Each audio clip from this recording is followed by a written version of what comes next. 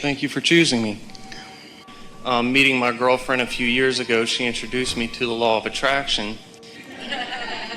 So I've been, practicing it and working on it, and the past 2 years, I've pretty much been having everything go my way that I could ask for. It's the way it's supposed to be. It's the way it's supposed to be. Things are always working out for you. And when you know it and you start feeling good about that, then you let more of the things that are supposed to be working out for you work out for you. And the more that happens, the more you trust it, and the more you trust it, the more you do it, and the more you do it, the more you allow it, and the more you allow it, the more you trust it, and the more you trust it, the more you do it, and the more you do it, the more you allow it, and the more you allow it, the more you trust it, the more... This could take a while. And it works exactly like that. Yeah. But I always have a feeling that I'm missing something, or is there something more I should be getting? Is Source trying to give me something else, but I haven't figured it out yet? And am I in the right place for that to come to me? Well, think about how that thought feels, and therefore think about how contrary it is to what your inner being thinks. In other words, am I missing something? Am I doing something wrong? Your inner being is never thinking thoughts like that. No, I feel I'm doing everything right. Well, can I ask one question to that? Sometimes I wonder that if everything is going so right and I'm still feeling like that, am I just being power hungry, or is there really something out there reaching for me? Well, we wouldn't call you power hungry. We would call you eagerly anticipating your natural expansion. There's this sort of sweet spot that you can find. This is how it goes for so many of you. You focus upon what you want, and the heavens open, so to speak, and avalanches of what you want flow into your experience. And sometimes what you want comes faster than your ability to enjoy it, or your ability to even deal with what you've attracted. So then you feel overwhelmed. Well, when you feel overwhelmed, it slows everything down. And then you get bored. And then you focus again. And so it's this balancing act where you're wanting to focus upon what you want and keep it coming, but you're wanting to stay up to speed with what you're focusing upon so that you can enjoy it as it comes. And that's why this alignment is not like a college degree where once you get it, it's yours forevermore. It is in the moment. You're either in alignment or you are not. So the way it works for most of you, you get a little out of alignment. That's kind of what step one is, where you're sifting and sorting, and that's not perfect alignment. And then you launch these rockets of desires, and then it takes a little while for you to line up with what you want. That's the real deliberate part of this creative process, where you deliberately think until you feel it sort of click into place. And then you get into the sweet spot where you're feeling good, and now the universe is yielding to you. But this is what happens to so many of you. We're going to answer a question that's sort of been bothering you for a long time. You're really going to enjoy this. So the process is just having its way with you, and you are coming into alignment with your own desires that have been carved out of your own life experience. And then you hear our message, or you just innately know that you want to feel good, and so you do feel good more of the time. And then things begin flowing, and you really, really like that. And then the natural result of being in alignment and in harmony with your desires is that there will be a manifestation. Well, what happens to you? Oh, we like you so much, humaners, is that once it manifests, then often you don't give as much focus as you were on tending to the energy. Now it's manifested, you become an actionary person. Now you become a doer. Now you get involved with doing. And it is in that phase that you run into more contrast, which causes you to launch more rockets. So there isn't anything wrong with it. But here's an example. So you have this dream. We can feel so much coming from you. We're going to give you a very complete answer here. But this is a little precursor to that. So this is an example. You have this dream about an occupation or a business enterprise that will give you so many of the things that you've carved out of life that you want, like a greater sense of freedom and doing more of the things that you really like to do and having greater control over the amount of money that flows and feeling the exhilaration of ideas coming to you and you getting to make the decision about them and act on them. And gathering other cooperative components and having a really good relationship with a lot of really solid, stable, happy, productive, effective people. So you've been dreaming this, and it's in your vortex, and you've lined up with it, and you weren't impatient about it. You knew, because you understand the laws of the universe, that it would come about. And so you just held steady to the idea of it, and you stayed optimistic about it, even though you were working another job. So you allowed it to come, and then it came. And now, it felt good as it was coming. It felt good as it was evolving. It felt good as you were attracting the people. It felt good, it felt good, it felt good. But now you have a business. You have a business that you feel responsible to. And now you have employees that are not always tuned in, tapped in, turned on. Now you have payroll to meet and ideas that you want to flow. And there's a tendency to become the action-oriented person that you were before you were the energy-flowing person. Now you have a manifestation that seems to call your attention to it. You following us? And that's usually when you, for the first time, begin introducing resistance into this dream. Now, what we want you to understand is that in the absence of a business, you could still dream about the essence of the business.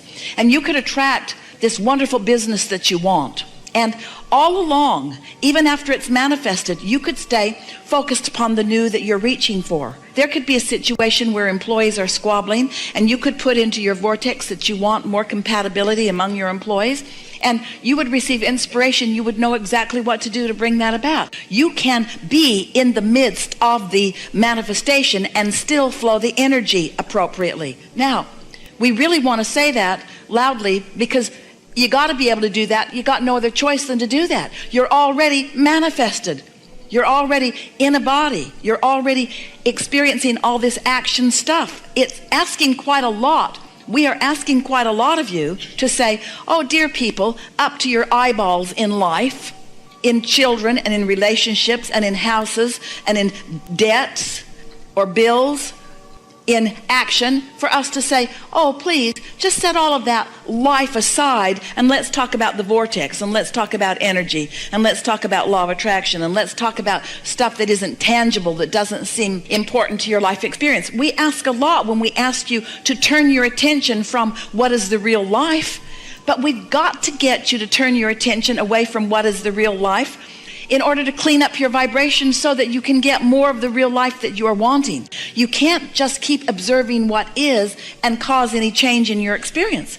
Because when you observe what is, you offer a vibration what is, and so you just get more of what is. Different faces, different places, but it's essentially the same experience. So people just sort of stay in the same, these are your words, not ours, rut of life experience. Then along we come and we say, yes, you have this action-oriented world, but come with us while we call your attention to your vibrational nature. Come to us while we demonstrate these rockets of desires that you're shooting off into this vortex of attraction which you can't see or hear or smell or taste or touch. And we know it's not easy for you to make that adjustment, to begin thinking vibrationally and feeling vibrationally. But when you do, then that life experience that is manifested begins to morph into more of your chosen manifestations. We like that conversation a lot, which brings us, because we've never offered a clearer explanation of how it works or how you fit into it than just now, which brings us to answering the specifics of what you are talking about. So here I am living pretty happily ever after, but sensing that there could be more. And I'm not really dissatisfied, but I'm sensing that there could be more. Well, what you're wanting, it's not greed that's driving you. It's not power that's driving you. What you're wanting is to keep up with what you've already generated through life. We want to say to you that we've never met anyone who stayed moment by moment up to speed with everything that's in your vortex. Your vortex could keep you happily busy for 20 or 30 lifetimes. So what you're describing to us is that there's always this calling. You could call it the call of potential. We call it the call of your inner being who is already living what you've asked to live yourself. And your inner being is calling you to the fullness of it, not because you need that manifestation to be happy, but because the journey along the path to that just feels so rich and delicious. Ask yourself, would I rather feel enthusiastic about something or bored? Now, you could take it another way. Would I rather feel overwhelmed or peaceful? Well, of course you'd rather feel peaceful than overwhelmed. But let's take it further. Would you rather feel energetic and adventurous and excited about something, or bored? And we know the answers to those questions, whether you are knowing them or not. The answer is you must move toward what you've become, or you become complacent and dissatisfied, which brings us to really what you're asking about. To take action from a place of split energy is always unpleasant. So to try to focus, let's say you're focused upon something not working, to dig in and try to offer effort and to try to think harder about how you're going to get that done just causes you to pile more engines on in opposition. So the rule of thumb that we would apply if we were standing in your physical shoes would be, we would follow the good feeling thoughts. So if, for example, you feel a little enthusiasm about something, then that's when you really want to start thinking about it. Because if there's even a little bit of enthusiasm and you begin thinking about it, then that's the momentum that you're increasing.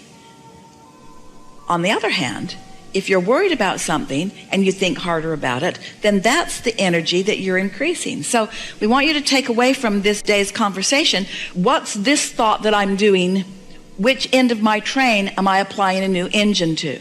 When you say, well, I feel a little bored and I realize that I have more potential. Maybe I should apply myself a little better. Maybe I should study a little harder, and maybe I should get a little more involved in what I want. That's piling engines on the wrong end of the train. And you can tell by the way you feel as you do it. But if you're saying something like, well, I like momentum and I like to feel good and I like when ideas flow and I'm looking forward to new ideas flowing and I really like getting hold of a new idea. I love a new idea taking me with it, and I love the feeling that Law of Attraction brings me as more cooperative components are gathered. And when I think about it, I'd rather feel adventurous than afraid. And yet, when you think about it, think about those two emotions. Don't they kind of go together for a lot of people?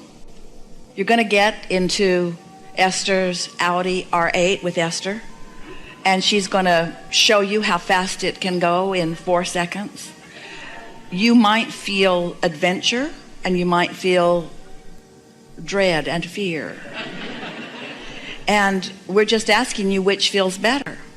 We're just asking you which feels better, because the situation isn't what's causing it. What's causing it is the momentum you've already got going on.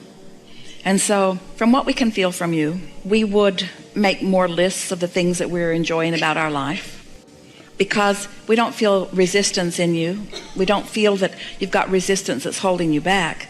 And under those conditions, attention to subjects that please you can cause the momentum to go faster. This is always true. In the absence of resistance, the faster you go, the better you like it. This is always true. In the absence of resistance, the faster you go, the better you like it. This is always true. In the presence of a lot of resistance, the faster you go, the more it beats up on you. And so humans are just thinking they should just go fast all the time. Only go fast in the absence of resistance. How about this? If you're going 100 miles an hour and you hit a tree, isn't it a bigger problem than if you're going 5 miles an hour and you hit a tree? So the tree represents the resistance. So if you feel like you've got resistance, the answer isn't dig in and try harder, although that's what everybody around you wants you to do. The answer is to chill out. The answer is to relieve the stress. The answer is to let go of it. The answer is to give in. And what are you giving into? You're not giving up on your dreams. Your dreams are alive and well in your vortex. You're giving up on the resistance that is depriving you of the inspiration to have that delicious, sweet spot, glorious path on your way to the unfolding and fulfillment and fuller manifestation of the things that you want. Can you hear this?